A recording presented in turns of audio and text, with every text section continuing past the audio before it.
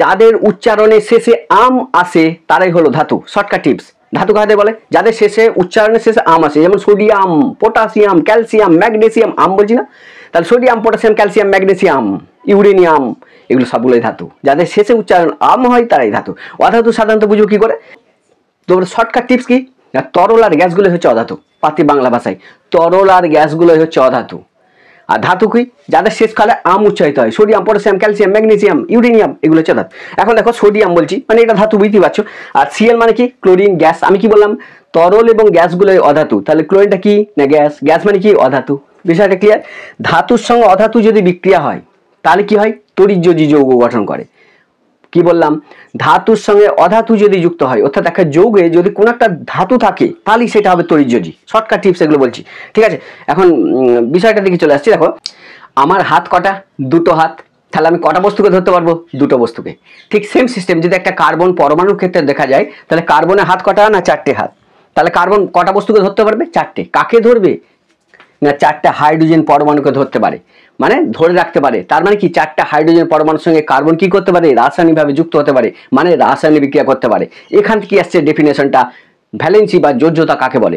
বলছে কোনো মৌলিক পদার্থের একটা পরমাণু, এখানে পরমাণুটা কে? কার্বন, সর্বোচ্চ যতগুলো হাইড্রোজেন পরমাণুর সঙ্গে রাসায়নিক বিক্রিয়া করতে পারে সেই সংখ্যাটা বলছে ওই মৌলের ভ্যালেন্সি বা যোজ্যতা। তাহলে একটা কার্বন পরমাণু সর্বোচ্চ কটার সঙ্গে যুক্ত হয়েছে? রাসায়নিক বিক্রিয়া করেছে হাইড্রোজেন পরমাণুর সঙ্গে। টোটাল একটা কার্বন পরমাণু চারটা হাইড্রোজেন পরমাণুর সঙ্গে রাসায়নিকভাবে যুক্ত হয়েছে। তাহলে কার্বনের যোজ্যতা কত? না 4। ডেফিনেশন এটাই বলছে একটা মৌলিক পদার্থের পরমাণু, এখানে মৌলটা কে? কার্বন, সর্বোচ্চ যতগুলো হাইড্রোজেন পরমাণুর সঙ্গে রাসায়নিক বিক্রিয়া করতে পারে সেই সংখ্যাটা বলছে ওই মৌলের ভ্যালেন্সি বা যোজ্যতা। তাহলে কার্বন কটা হাইড্রোজেন সঙ্গে যুক্ত হয়েছে? 4টে। তাহলে কার্বনের যোজ্যতা কত? 4। দেখা গেছে এমন কতগুলো মৌল আছে যে তারা হাইড্রোজেনের সঙ্গে বিক্রিয়া করে না। তাদের ক্ষেত্রে ডেফিনেশনটা কি হলো? বলছে যারা হাইড্রোজেনের সঙ্গে বিক্রিয়া করবে না তারা নিশ্চয়ই ক্লোরিন পরমাণুর সঙ্গে বিক্রিয়া করে। তাই বিজ্ঞানীরা ডেফিনেশনটা একটু চেঞ্জ করলো। কি বললো? বলছে যে সমস্ত মৌলিক পদার্থের পরমাণু হাইড্রোজেনের সঙ্গে বিক্রিয়া করবে না তারা নিশ্চয়ই ক্লোরিনের সঙ্গে বিক্রিয়া করবে। তাই ডেফিনেশনটা বললো কি? বলছে কোনো মৌলিক পদার্থের একটা পরমাণু যতগুলো হাইড্রোজেন অথবা যতগুলো ক্লোরিন পরমাণুর সঙ্গে যুক্ত হতে পারে সেই সংখ্যাটা বলছে ওই মৌলের যোজ্যতা বা ভ্যালেন্সি। যেমন যদি এখানে দেখে আসি, তাহলে আমি যদি বলি যে হাইড্রোজেন, একটা কার্বন পরমাণু 4টা হাইড্রোজেনের সঙ্গে বিক্রিয়া করেছে, যটা হাইড্রোজেনের সঙ্গে বিক্রিয়া করবে মানে যটা হাইড্রোজেনের সঙ্গে রাসায়নিকভাবে যুক্ত হবে সেই সংখ্যাটা বলছে কার্বনের যোজ্যতা। তাহলে হাইড্রোজেনের যোজ্যতা কত হবে? এক্ষেত্রে কি হলো? বলছে হাইড্রোজেনটা যতগুলো ক্লোরিন পরমাণুর সঙ্গে যুক্ত হতে পারবে, কটা? না একটা হাইড্রোজেন পরমাণু একটা ক্লোরিনের সঙ্গে যুক্ত হলো, তৈরি হলো HCl, হাইড্রোক্লোরিক অ্যাসিড। তাহলে এখানে হাইড্রোজেনের যোজ্যতা কত? বলছে কোনো মৌলিক পদার্থের একটা পরমাণু, এখানে মৌলটা কে? হাইড্রোজেন, যতগুলো ক্লোরিনের সঙ্গে যুক্ত হতে পারে, কটা ক্লোরিনের সঙ্গে যুক্ত হয়েছে? একটির সঙ্গে। তাহলে মৌলটার যোজ্যতা তত, অর্থাৎ হাইড্রোজেনের যোজ্যতা কত? না 1। তাহলে কোনো মৌলিক পদার্থের একটা পরমাণু সর্বোচ্চ যতগুলো হাইড্রোজেন বা যতগুলো ক্লোরিন পরমাণুর সঙ্গে যুক্ত হতে পারে সেই সংখ্যাটা বলছে ওই মৌলের ভ্যালেন্সি বা যোজ্যতা। ঠিক আছে? এবার দেখা গেল যে এমন কতগুলো মৌল আবিষ্কার হলো যারা হাইড্রোজেনের সঙ্গে বিক্রিয়া করে না, ক্লোরিনের সঙ্গেও বিক্রিয়া করে না, তাদের ক্ষেত্রে ডেফিনেশনটা তাহলে কি হবে? সেই ক্ষেত্রে এলো যে কোনো মৌলিক পদার্থের একটা পরমাণু যারা হাইড্রোজেন ক্লোরিনের সঙ্গে বিক্রিয়া করে না তারা নিশ্চয়ই অক্সিজেনের সঙ্গে বিক্রিয়া করে। তাই ডেফিনেশনটা একটু চেঞ্জ করা হলো। কি বলছে? কোনো মৌলিক পদার্থের একটা পরমাণু যতগুলো হাইড্রোজেন পরমাণুর সঙ্গে যুক্ত হতে পারে, অথবা কোনো মৌলিক পদার্থের একটা পরমাণু যতগুলো ক্লোরিন পরমাণুর সঙ্গে যুক্ত হতে পারে, অথবা কোনো মৌলিক পদার্থের একটা পরমাণু যতগুলো অক্সিজেন পরমাণুর সঙ্গে যুক্ত হতে পারে তার দ্বিগুণ সংখ্যাটাকে বলছে ওই মৌলের ভ্যালেন্সি বা যোজ্যতা। বিষয়টা বুঝতে পারলো? বলছে যারা হাইড্রোজেন ক্লোরিনের সঙ্গে বিক্রিয়া করবে না তারা নিশ্চয়ই কার সঙ্গে বিক্রিয়া করবে? অক্সিজেনের সঙ্গে বিক্রিয়া করবে। তাহলে কোনো মৌলিক পদার্থের একটা পরমাণু, যেমন জিঙ্ক যদি বলি মৌলটা, এই যতগুলো অক্সিজেনের সঙ্গে যুক্ত হতে পারে, তাহলে একটা জিঙ্ক পরমাণু, জিঙ্ক অক্সাইড, জেডএনও, এই যৌগটা কি দেখতে পাচ্ছি? একটা জিঙ্ক অণু বা পরমাণু, কারণ ধাতুর ক্ষেত্রে অণু পরমাণুর সংকেত একই। তাহলে জিঙ্কের একটা পরমাণু সর্বোচ্চ কটা অক্সিজেনের সঙ্গে যুক্ত হয়েছে? একটির সঙ্গে। ডেফিনেশন কি বলছে? কোনো মৌলিক পদার্থের একটি পরমাণু, মানে এখানে মৌলটাকে জিঙ্ক, যতগুলো অক্সিজেনের সঙ্গে যুক্ত হতে পারে তার দ্বিগুণ সংখ্যাটাকে, কটা অক্সিজেনের সঙ্গে যুক্ত হয়েছে? একটি, তার দ্বিগুণ কত? 2, তার দ্বিগুণ সংখ্যাটাকে বলেছে এর যোজ্যতা। তাহলে জিঙ্কের যোজ্যতা কত? না অক্সিজেন কটার সঙ্গে যুক্ত হয়েছে? একটির সঙ্গে যুক্ত হয়েছে, এর দ্বিগুণ কত? 1 × 2 = 2। তাহলে জিঙ্কের যোজ্যতা 2। তাহলে কোনো মৌলিক পদার্থের একটা পরমাণু সর্বোচ্চ যতগুলো অক্সিজেন পরমাণুর সঙ্গে যুক্ত হতে পারে তার দ্বিগুণ সংখ্যাটাকে বলছে ওই মৌলের যোজ্যতা। এখানে জিঙ্কের যোজ্যতা কত? না 2। তাহলে বিষয়টা ক্লিয়ার হলো। তাহলে এই হচ্ছে আস্তে আস্তে কেমন ডেভেলপ করছে, বুঝতে পারছো? যে যখন প্রথম এই ডেফিনেশনটা এলো যে যোজ্যতা বা ভ্যালেন্সি কাকে বলে, তখন ডেফিনেশনটা কি পেলাম? বলছে কোনো মৌলিক পদার্থের একটা পরমাণু যতগুলো হাইড্রোজেনের সঙ্গে বিক্রিয়া করবে সেই সংখ্যাটা বলছে ওই মৌলের ভ্যালেন্সি বা যোজ্যতা। দেখা গেল এমন কতগুলো মৌল আবিষ্কার হচ্ছে যারা হাইড্রোজেনের বিক্রিয়া করে না, তাদের ক্ষেত্রে কি হবে? বলছে কোনো মৌলিক পদার্থের একটা পরমাণু যতগুলো ক্লোরিন পরমাণুর সঙ্গে যুক্ত হবে সেই সংখ্যাটা বলছে ওই মৌলের যোজ্যতা বা ভ্যালেন্সি। ঠিক আছে, বিষয়টা ক্লিয়ার? তাহলে যারা হাইড্রোজেনের সময় বিক্রিয়া করবে না তারা নিশ্চয়ই ক্লোরিনের সময় বিক্রিয়া করবে। কতগুলো ক্লোরিনের সময় বিক্রিয়া করলো সেই সংখ্যাটা হচ্ছে ওই মৌলের ভ্যালেন্সি বা যোজ্যতা। আবার দেখা গেলো এমন কতগুলো মৌল আবিষ্কার হয়েছে যারা হাইড্রোজেন ক্লোরিন এদের সময় হাইড্রোজেন ক্লোরিনের সময় বিক্রিয়া করে না, তাদের ক্ষেত্রে কি হবে ডেফিনেশনটা আবার চেঞ্জ করা হলো। কি বলছে যারা হাইড্রোজেনের সঙ্গে ক্লোরিনের সঙ্গে বিক্রিয়া করবে না তারা নিশ্চয়ই অক্সিজেনের সঙ্গে বিক্রিয়া করবে। তাই ডেফিনেশনটা বলছে যে কোনো মৌলিক পদার্থে একটা পরমাণু সর্বোচ্চ যতগুলো অক্সিজেন পরমাণু সঙ্গে যুক্ত হতে পারে তার দ্বিগুণ সংখ্যাটা বলছে ওই মৌলের যোজ্যতা। তাহলে একটা জিঙ্কের পরমাণু একটা অক্সিজেন পরমাণু সঙ্গে যুক্ত হয়েছে একটি অক্সিজেন পরমাণুর সঙ্গে, তাহলে একের দ্বিগুণ মানে কত 2, তাহলে জিঙ্কের যোজ্যতা হচ্ছে 2। এইভাবে ডেভেলপ করতে করতে এলো।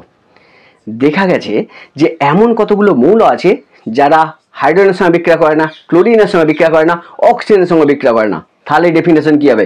হাল ছেড়ে দাও, আর ওই ডেফিনেশনে যাব না। তখন কি হলো? ইলেকট্রনীয় মতবাদ। তাহলে ইলেকট্রনীয় মতবাদটা কি বলছে? এটাই হচ্ছে আধুনিক মতবাদ, যেটা হচ্ছে ভ্যালেন্সি, সেটা নিয়ে আজকের আলোচনা। ইলেকট্রনীয় মতবাদটা কি বলছে?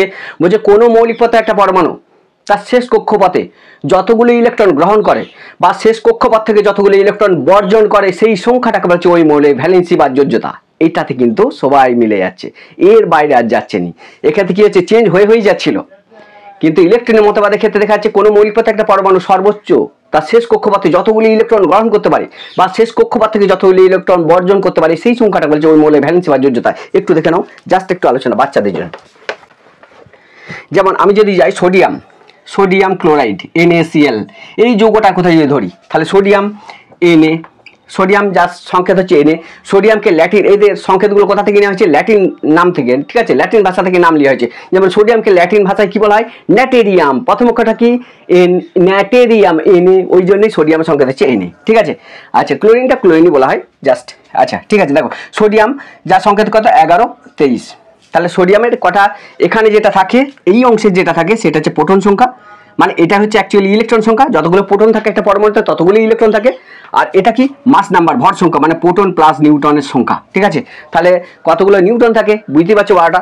এখন দেখো ইলেকট্রন কটা আছে? না 11টা। ঠিক আছে, যতগুলো প্রোটন ততগুলো ইলেকট্রন থাকে। এখন 11টায় যদি ইলেকট্রন থাকে সোডিয়ামের ক্ষেত্রে, তাহলে আমরা জানি কি ছোটবেলায় শিখেছি যে এই অংশে কি থাকে?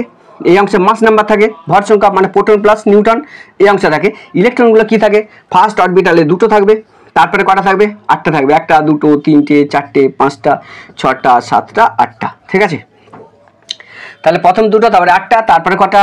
না সোডিয়ামের লাস্ট অরবিটালে কটা ইলেকট্রন আছে? একটি ইলেকট্রন আছে। তাহলে এটা যদি সোডিয়াম ধরি Na, তাহলে সোডিয়ামের টোটাল নাম্বার অফ ইলেকট্রন কটা? 11টা। তাহলে প্রথম কক্ষে কটা থাকবে? 2টো, তারপরে কটা? 8টা, তারপরে কটা? 18টা। বিষয়টা বুঝতে পারলে? এখন 2টো প্লাস 8টা সমান 10টা। আর পড়ে আছে কটা? টোটাল কটা? না 11টা। তাহলে একটি পড়ে আছে। তাহলে লাস্ট অরবিটালে কটা ইলেকট্রন থাকবে? একটি। তাহলে সোডিয়ামের শেষ কক্ষপথে কটা ইলেকট্রন থাকে? একটি ইলেকট্রন। ব্যাস হয়ে গেল। এখন দেখো, আর যদি ক্লোরিনের কথা ধরি Cl, এর কত? না 17। এটা কত? 35.5। ঠিক আছে, ওকে। এখন ক্লোরিনের 17টা কি? না ইলেকট্রন, নাম্বার অফ ইলেকট্রন। এটাই ইলেকট্রন, এটাই প্রোটন, এটা কত? 17। তাহলে ক্লোরিনের প্রথম অরবিটালে কটা থাকবে? না 2টো, বসাও। তারপরে কটা? 8টা, 1টা 2টো 3টে 4টে 5টা 6টা 7টা 8টা। শেষ অরবিটালে কটা আছে? দেখো 2টো প্লাস 8 সমান 10টা। আর মোট কটা? না 17টা। তাহলে আর পরে আছে 7টা, 1টা 2টো 3টে 4টে 5টা 6টা 7টা। বিষয়টা ক্লিয়ার? তাহলে এটা হচ্ছে Cl। তাহলে সোডিয়ামের শেষ কক্ষপথে কটা ইলেকট্রন আছে? একটি। ক্লোরিনের শেষ কক্ষপথে কটা ইলেকট্রন আছে? 7টা। সমস্ত মৌলিক পদার্থের একটা ইন্টেন্সিক প্রপার্টি বা ফান্ডামেন্টাল প্রপার্টি কি আছে? যে তার শেষ কক্ষপথে কটা ইলেকট্রন রাখবে? 8টা ইলেকট্রন রাখার চেষ্টা করে। তাহলে মানুষের যেমন একটা প্রপার্টি থাকে, বিভিন্ন রকম প্রপার্টি মানুষের বিভিন্ন, ঠিক সেম সিস্টেম ধাতুগুলোর অধাতুগুলোর বিভিন্ন রকম প্রপার্টি আছে। ঠিক আছে, ধাতু অধাতু আমরা বুঝবো কি করে? ধাতু কি করে বুঝবো? বলছে যাদের উচ্চারণের শেষে আম আসে তারাই হলো ধাতু। শর্টকাট টিপস, ধাতু কাদের বলে? যাদের শেষে উচ্চারণের শেষে আম আসে। যেমন সোডিয়াম, পটাশিয়াম, ক্যালসিয়াম, ম্যাগনেসিয়াম। আম বলছি না? তাহলে sodium, potassium, calcium, magnesium, uranium, এগুলো সবগুলোই ধাতু। যাদের শেষে উচ্চারণ আম হয় তারাই ধাতু। অধাতু সাধারণত বুঝবো কি করে? ব্যতিক্রমে আছে একটা, সেটা ছাড়ো। কিন্তু অধাতুগুলো কি করে বুঝবো? অধাতুগুলো তোমার শর্টকাট টিপস কি? না তরল আর গ্যাসগুলো হচ্ছে অধাতু। পাতি বাংলা ভাষায় তরল আর গ্যাসগুলোই হচ্ছে অধাতু। আর ধাতু কি? যাদের শেষ কালে আম উচ্চারিত হয়। Sodium, potassium, calcium, magnesium, uranium, এগুলো হচ্ছে ধাতু। এখন দেখো সোডিয়াম বলছি মানে এটা ধাতু, বুঝতে পারছো। আর Cl মানে কি? Chlorine, gas. আমি কি বললাম? তরল এবং গ্যাসগুলোই অধাতু। তাহলে ক্লোরিনটা কি? না গ্যাস। গ্যাস মানে কি? অধাতু। বিষয়টা ক্লিয়ার? ধাতুর সঙ্গে অধাতু যদি বিক্রিয়া হয় তাহলে কি হয়? তড়িৎযোজী যৌগ গঠন করে। কি বললাম, ধাতুর সঙ্গে অধাতু যদি যুক্ত হয়, অর্থাৎ একটা যৌগে যদি কোনো একটা ধাতু থাকে তাহলেই সেটা হবে তড়িৎযোজী। শর্টকাট টিপস এগুলো বলছি, ঠিক আছে। এখন বিষয়টা দিকে চলে আসছি। দেখো তাহলে এখানে দেখতে পাচ্ছি সোডিয়াম শেষ কক্ষপথে কটা ইলেকট্রন? একটি। সমস্ত মৌলিক পদার্থের পরমাণুগুলো চেষ্টা করবে কি শেষ কক্ষপথে 8টা ইলেকট্রন রাখবো অষ্টক পূর্তির জন্য, ঠিক আছে। তাহলে 8টা ইলেকট্রন রাখতে গেলে একে কি করতে হবে, হয় 7টা নিতে হবে, তা 7টা কে দেবে? দেবে না। তাহলে একটা ছেড়ে তো দিতে পারে। তাহলে সোডিয়াম একটা ইলেকট্রন যদি ছেড়ে দেয় তাহলে কি হবে, সোডিয়ামের শেষ কক্ষপথে ইলেকট্রনটা আর থাকছে না। তাহলে শেষ কক্ষপথে কটা ইলেকট্রন থাকছে? না 8টাই থাকছে। দেখো সোডিয়াম কটা ইলেকট্রন ত্যাগ করতে পারে? একটি ইলেকট্রন। সোডিয়ামের যোজ্যতা কত? 1। তাহলে একটি ইলেকট্রন যেহেতু থাকতে পারে, ছাড়তে পারে, তাহলে সোডিয়ামের যোজ্যতা কত? 1, ঠিক আছে। আচ্ছা ক্লোরিন, দেখো শেষ অরবিটাল কটা ইলেকট্রন আছে? 7টা। তাহলে ক্লোরিন 7টা ইলেকট্রন তো ছেড়ে দিতে পারবে না, তার থেকে একটা ইলেকট্রন গ্রহণ করতে পারবে। তাহলে সোডিয়াম আমাদের ক্লোরিনের ক্ষেত্রে দেখতে পাচ্ছি একটা ইলেকট্রন নিতে পারবে। তাহলে সোডিয়াম ছেড়ে দিল, ক্লোরিন সেটাকে নিয়ে নিল। তাহলে ক্লোরিন কটা ইলেকট্রনকে গ্রহণ করলো শেষ অরবিটালে? একটি। তাহলে ক্লোরিনের যোজ্যতা কত? 1। এখান থেকে আসছে ইলেকট্রনের ডেফিনেশনটা। কি বলছে? বলছে কোনো মৌলিক পদার্থের একটা পরমাণু শেষ কক্ষপথ থেকে যতগুলি ইলেকট্রন বর্জন করে, বা কোনো মৌলিক পদার্থের একটা পরমাণু শেষ কক্ষপথে কতগুলো ইলেকট্রন গ্রহণ করে, সেই সংখ্যাটাকে বলছে তার ভ্যালেন্সি বা যোজ্যতা। আজকে যে বিষয়টা নিয়ে আলোচনা করব সেটা হচ্ছে অর্গানিক কেমিস্ট্রি। একটা মাতাল করা ভিডিও, প্রচুর জিনিস আছে। ক্লাস 10, ক্লাস 11, 12 নিট যারা দেবে তাদের জন্য অর্গানিক কেমিস্ট্রি একটা মূল ভিত, সেটা নিয়ে এসেছি আজকের ভিডিও। সেটা হচ্ছে অর্গানিক কেমিস্ট্রি থেকে জৈব যৌগ নিয়ে আলোচনা করব। এখানে টোটাল ভিডিও অনেকগুলোই থাকবে, শর্টকাট পদ্ধতিতে বলার চেষ্টা করব। আশা করি তোমাদের প্রতিটা ভিডিও যদি দেখো, ক্লাস 11 কেমিস্ট্রি যদি এই অংশটা না করে যাও, 11-এ কি হয় না শেখানো হয়, অর্গানিক কেমিস্ট্রিকে শেখানো হয়। 12-এ কি হয়, ডাইরেক্ট অ্যাপ্লাই। আর মাধ্যমিক স্টুডেন্টরা তো জানো এখান থেকে পড়ে।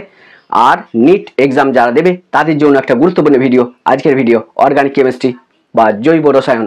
এখান থেকে আজকে যে বিষয় নিয়ে আলোচনা করব, জৈব যৌগ কাকে বলে, টোটাল বিষয়টা, ক্যাটিনেশন ধর্ম, আইসোমেরিজম, সমাবয়তা জিনিসটা কি, ঠিক আছে। এই নিয়ে কিছু ছোট ভিডিও, কিছু ছোট টিপস, পরিবর্তনশীল যোজ্যতা কাদের দেখা যায়, ক্যাটিনেশন ধর্ম কাকে বলে, সমাবয়তা বা আইসোমেরিজম কি, এই টোটাল বিষয় নিয়ে আজকের ভিডিও। আশা করি ভালো লাগবে। প্রথম যেটা যাব সেটা হচ্ছে অর্গানিক কেমিস্ট্রি। দেখো প্রকৃতিতে টোটাল মৌল কতগুলো আবিষ্কার হয়েছে? 118টা মৌল।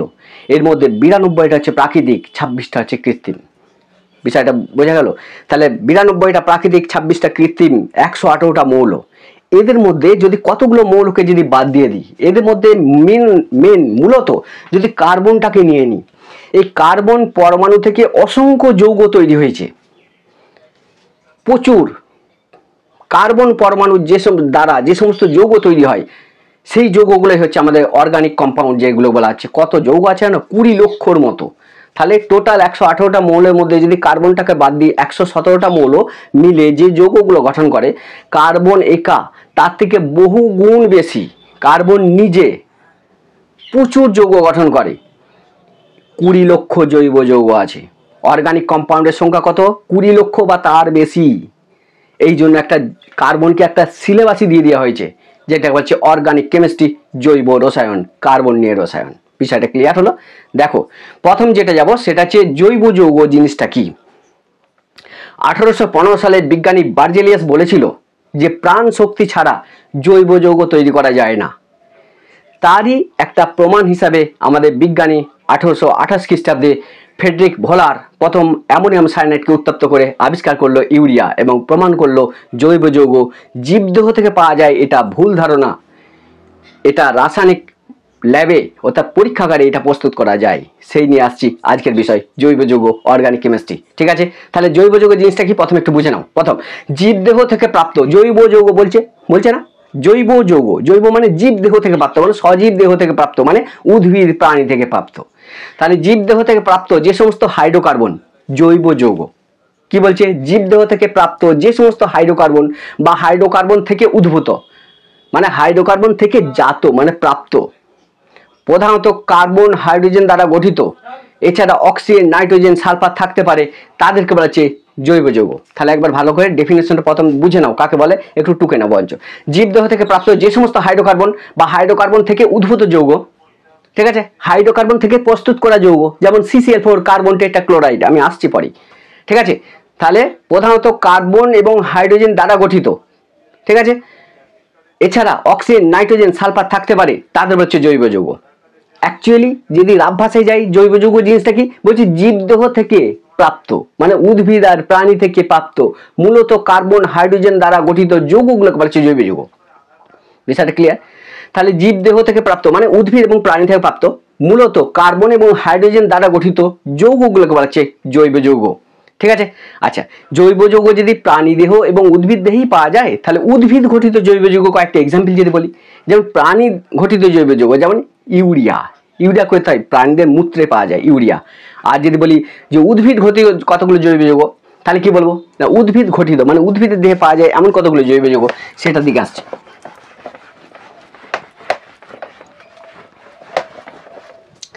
দেখো, উদ্ভিদ দেহ থেকে পাওয়া যায় এমন কতগুলো জৈব যৌগ, যেটা আছে দেখো তোমরা দেখেছো, পিঁপড়ে, মৌমাছি, বোলদা, এদের হুলে থাকে কি থাকে? ফর্মিক অ্যাসিড, যার সংখ্যা থাকছে HCOH, ফর্মিক অ্যাসিড।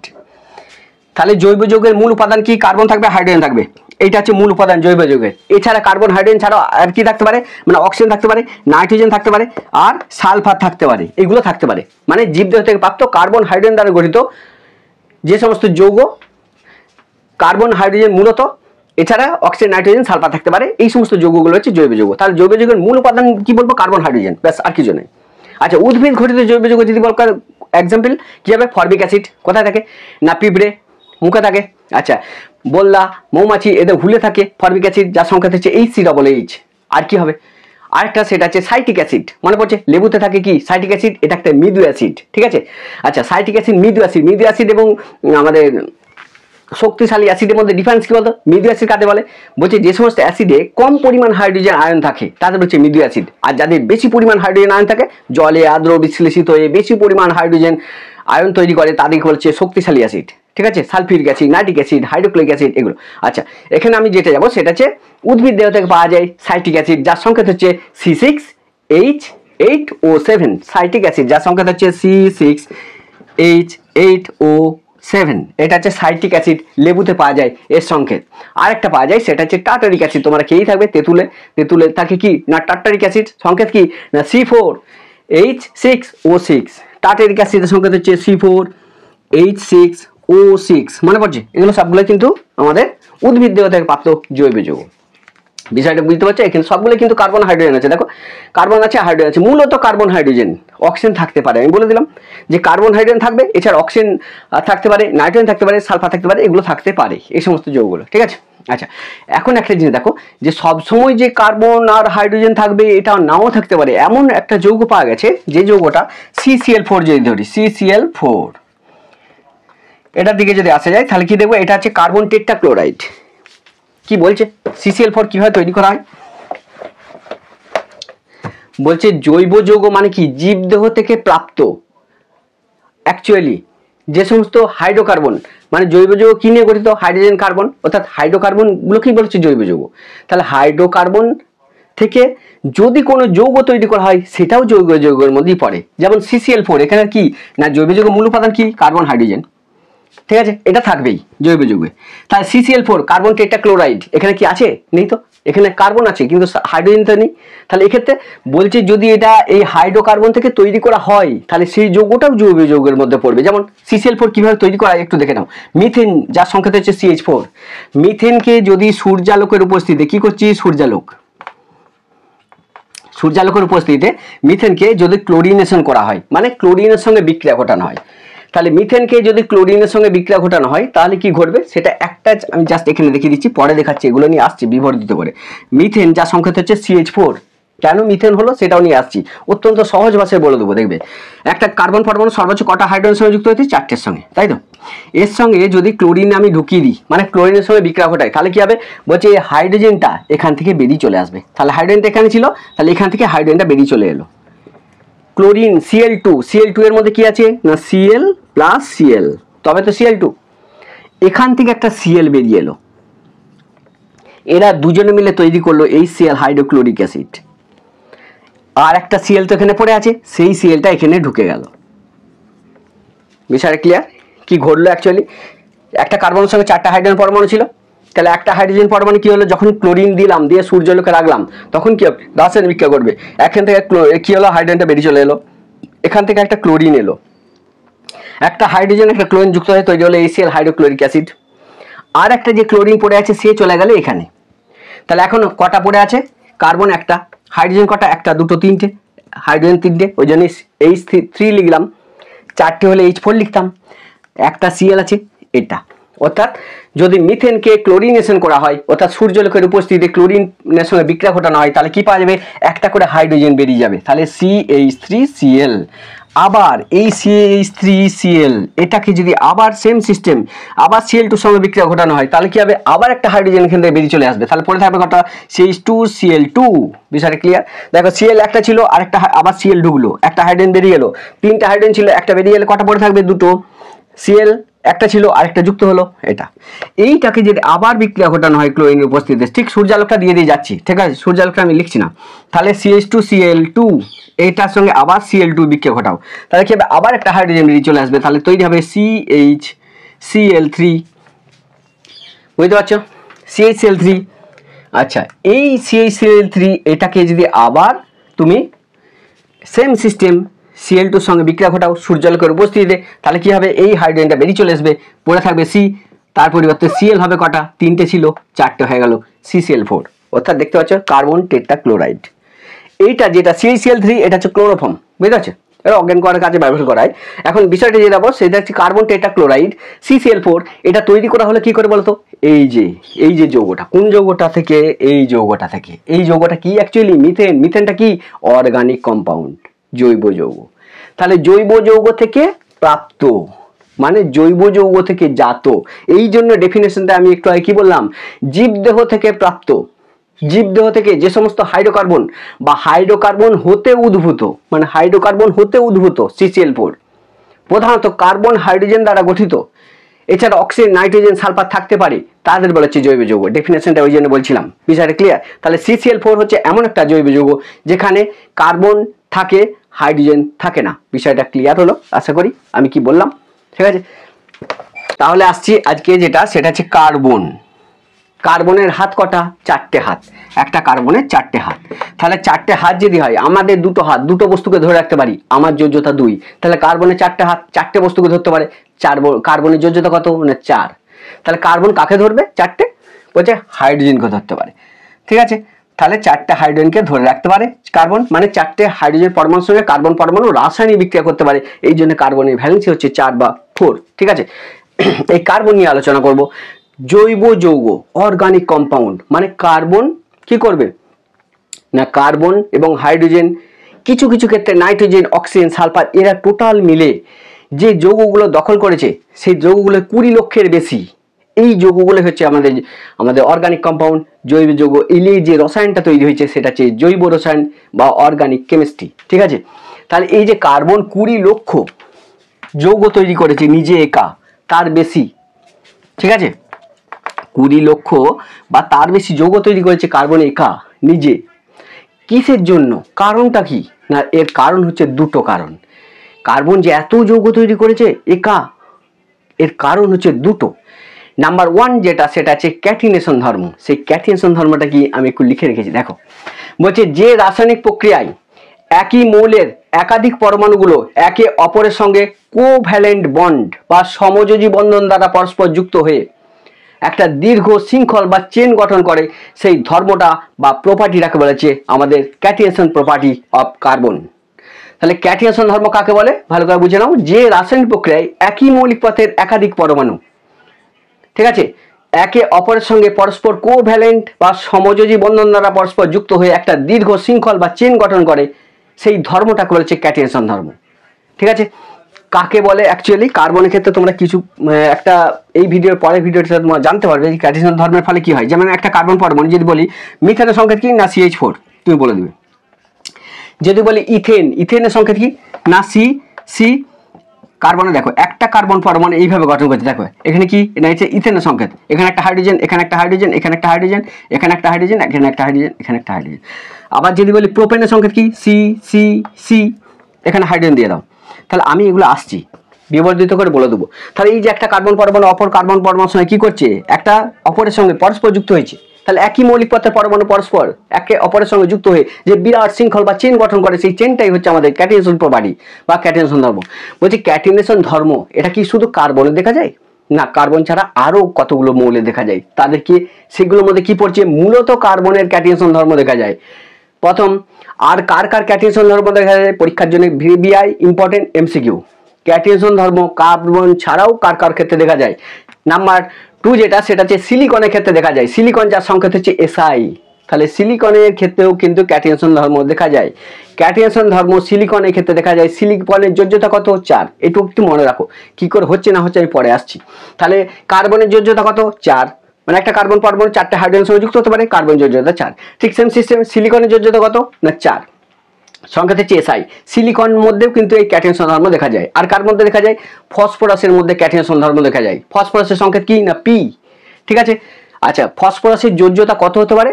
না 3 হতে পারে, 5 হতে পারে। এইগুলি জাস্ট একটু মনে রাখো এমসিকিউর জন্য, আর কিছু নয়। আরেকটা দেখা যায় সেটা হচ্ছে সালফার, যার সংকেত হচ্ছে S। সালফার হচ্ছে পরিবর্তনশীল যোজ্যতা দেখা যায়, মানে বিভিন্ন মৌলের সঙ্গে যখন রাসায়নিক বিক্রিয়া করবে তখন বিভিন্ন ভাবে যুক্ত হবে। পরিবর্তনশীল যোজ্যতা দেখা যায় সালফারের। সেই যোজ্যতাগুলো কত? 2, 4, 6। তাহলে সালফারের যোজ্যতা 2 হতে পারে, 4 হতে পারে, 6 হতে পারে।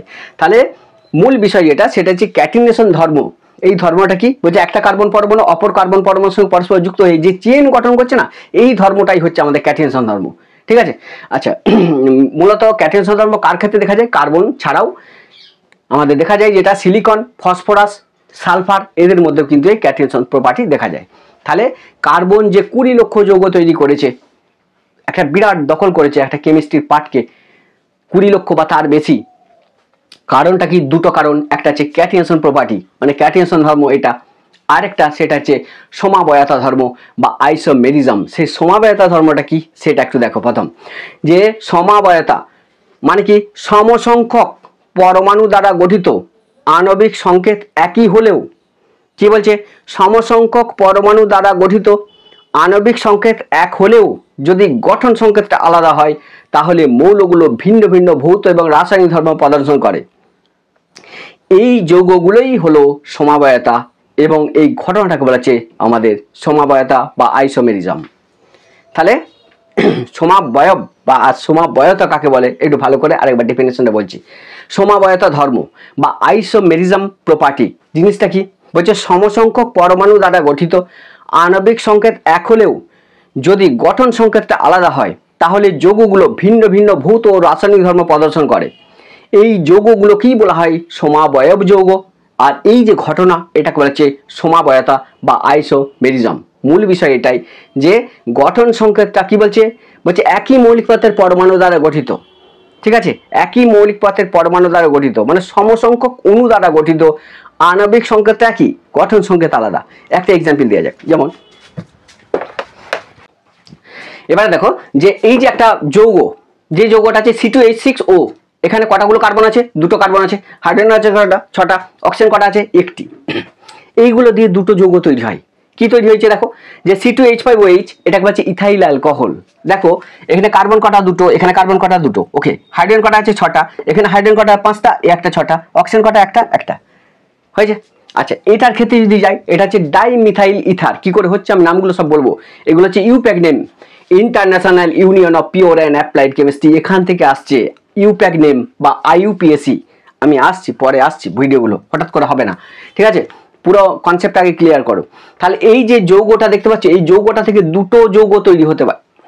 একটা এটা তৈরি হতে পারে যেটার নাম হচ্ছে ইথাইল অ্যালকোহল, আর এটা কি? Dimethyl ether. এখানে হাইড্রোজেন কটা আছে দেখো? কার্বন কটা? একটা। দুটো। কার্বন কটা? দুটো।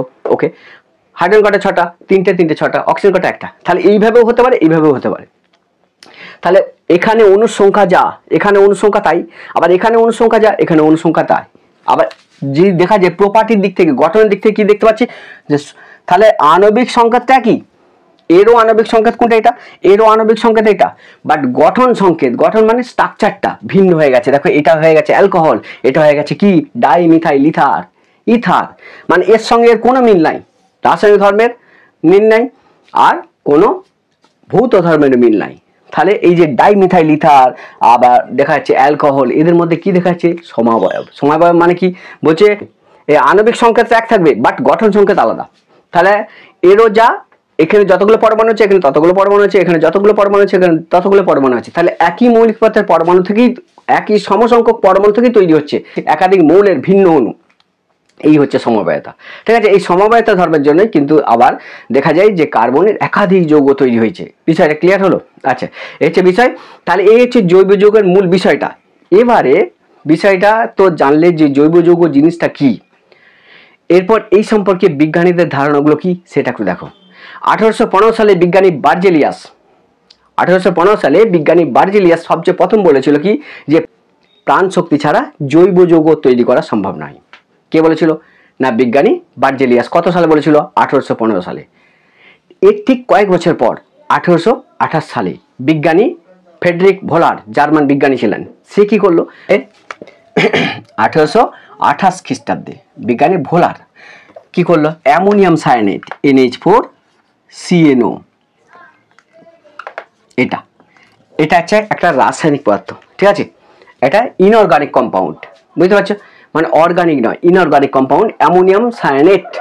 বিজ্ঞানী ভোলার 1828 খ্রিস্টাব্দে একটা এক্সাম্পল করছিল, মানে একটা পরীক্ষা করছে ল্যাবে, করতে করতে এটাকে হিট করে দিয়েছিল। যখন হিট করলো তখন তৈরি হয়ে গেছে ইউরিয়া। তাহলে এটা কি করা হয়েছে? হিট করা হয়েছে, হিটের চিহ্ন এটা ইউরিয়া তৈরি হলো, যার সংখ্যা হচ্ছে CONH2 তার হোল 2। তাহলে জার্মান বিজ্ঞানী ফ্রেডরিক ভোলার 1828 খ্রিস্টাব্দে অ্যামোনিয়াম সায়ানেটকে উত্তপ্ত করে পরীক্ষাগারে সবচেয়ে প্রথম একটা অর্গানিক যৌগ তৈরি করে দিয়েছিল। সেই অর্গানিক যৌগ হচ্ছে ইউরিয়া। ঠিক আছে, তাহলে এবার এখান থেকে কোশ্চেন পড়ে যে এই ইউরিয়া মানে পৃথিবীতে ফার্স্ট আবিষ্কৃত, বিজ্ঞানীদের ধারণা ছিল কি না অর্গানিক যৌগ মানে অর্গানিক কম্পাউন্ড, জৈব যৌগ কোথা থেকে তৈরি হয়? প্রাণ শক্তি ছাড়া তৈরি করা যায় না। বার্জেলিয়াস বলে দিয়ে পালিয়ে গেল যে প্রাণ শক্তি ছাড়া, অর্থাৎ জীবদেহ ছাড়া জৈব যৌগ তৈরি করা সম্ভব নয়। পৃথিবীতে ফার্স্ট প্রথম 1828 খ্রিস্টাব্দে বিজ্ঞানী ফ্রেডরিক ভোলার পরীক্ষাগারে একটা ইনঅর্গানিক কম্পাউন্ড থেকে মানে অজৈব পদার্থকে উত্তপ্ত করে জৈব পদার্থ তৈরি করে দেখালো। মানে জৈব পদার্থ প্রাণ শক্তি ছাড়াও, মানে জীবদেহ ছাড়াও তৈরি করা সম্ভব। সেই যৌগটা ফার্স্ট আবিষ্কৃত প্রথম যৌগ, একটা জৈব যৌগ, যার সংখ্যা হচ্ছে ইউরিয়া, সংখ্যা হচ্ছে CONH2 এর হোল টুয়াইস। এর সংখ্যা হচ্ছে CONH2 এর হোল টুয়াইস। বিষয়টা বুঝতে পারলে? এটাকে যদি আমি একটু স্ট্রাকচারটা দেখি তাহলে কি পাবো না, দেখো কটা NH2 আছে? দুটো। তাহলে এখানে একটা NH2 লিখলাম। আচ্ছা, মাঝে দিয়ে দাও C ডবল বন্ড, এখানে NH2 কি করে হচ্ছে আমি বলে যাব, কিছু একটা ভিডিও হোক তারপর বলবো এটা কি করে হলো। দেখো কার্বনের যোজ্যতা কত? না কার্বনের যোজ্যতা 4। তাহলে কার্বন হাত কটা? না কার্বন হাত 4টে। তাহলে এখানে দেখো দুটো হাত দিয়ে একটা অক্সিজেনকে ধরে রেখেছে কার্বন। কটা হাত খালি আছে? দুটো হাত। এই হাত দিয়ে একে ধরে রেখেছে, এই হাত দিয়ে একে রেখেছে। এটা হচ্ছে ইউরিয়ার কি না, এটা হচ্ছে ইউরিয়ার আমাদের গঠন। ঠিক আছে, এটা ইউরিয়ার গঠন। ঠিক আছে, তাহলে পৃথিবীতে আবিষ্কৃত প্রথম জৈব যৌগের নাম কি? ইউরিয়া। সংকেত কি? CONH2 এর হোল টুয়াইস। এটা তার স্ট্রাকচার কি থেকে তৈরি করা ছিল না একটা ইনঅর্গানিক কম্পাউন্ড বা একটা অজৈব পদার্থ যার সংকেত হচ্ছে NH4CnO, নাম হচ্ছে আমাদের অ্যামোনিয়াম সায়ানেট। বিষয়টা ক্লিয়ার? এখন তোমার একটা শর্ট কোশ্চেন পড়ে এখান থেকে যে ইউরিয়াতে কত পার্সেন্ট নাইট্রোজেন থাকে? ইউরিয়াতে কত পার্সেন্ট? ইউরিয়াতে দেখতে পাচ্ছ নাইট্রোজেন কি আছে? CONH2 এর হোল টুয়াইস, N তো আছে, বলছে কত পার্সেন্ট নাইট্রোজেন থাকে ইউরিয়াতে? ইউরিয়াতে থাকে 46% নাইট্রোজেন। এটা বিভিন্ন কম্পিটিটিভ পরীক্ষাতেও পড়ে, আর তোমাদের মাধ্যমিকে পড়ে MCQ হিসাবে যে ইউরিয়াতে কত পার্সেন্ট নাইট্রোজেন থাকে। ইউরিয়াতে 46, আমাদের 46% নাইট্রোজেন থাকে। ঠিক আছে, আচ্ছা ইউরিয়া কোথায় পাওয়া যায়? জীবদেহে পাওয়া যায় নাকি? হ্যাঁ, জীবদেহে পাওয়া যায় ইউরিয়া প্রাণীদের মূত্রে পাওয়া যায়। তাহলে প্রাণীদের মূত্রে পাওয়া যায় ইউরিয়া। ঠিক আছে, আচ্ছা ইউরিয়ার যদি বলে কয়েকটা ব্যবহার বলো, তাহলে ইউরিয়ার ব্যবহার কি না, ইউরিয়াকে কি করা হয় না, এই ইউরিয়াটা কি করে, উদ্ভিদ কোষ গঠনের মূল উপাদান ইউরিয়া। তাহলে উদ্ভিদ কোষ গঠনের মূল উপাদান হচ্ছে ইউরিয়া। ইউরিয়াকে জমিতে সার হিসাবে ব্যবহার করা হয়। বিষয়টা ক্লিয়ার? তাহলে জমিতে সার হিসাবে ইউরিয়াকে ব্যবহার করা হয়। এই ইউরিয়াটা কি হয় না, এই নাইট্রেট মূলক থেকে নাইট্রোজেনটাকে উদ্ভিদ গ্রহণ করে নেয়। ঠিক আছে, আচ্ছা জমিতে সার হিসাবে ইউরিয়া ব্যবহার করা হয়। আর কি ব্যবহার করা হয়? কালা জ্বরের ওষুধ, নামটা কি?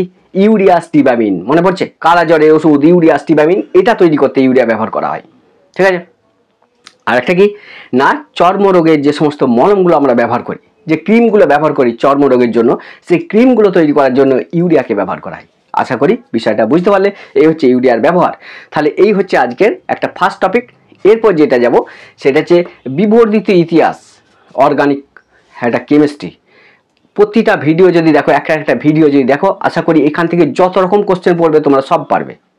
ঠিক আছে, তাহলে আজ এটুকুই।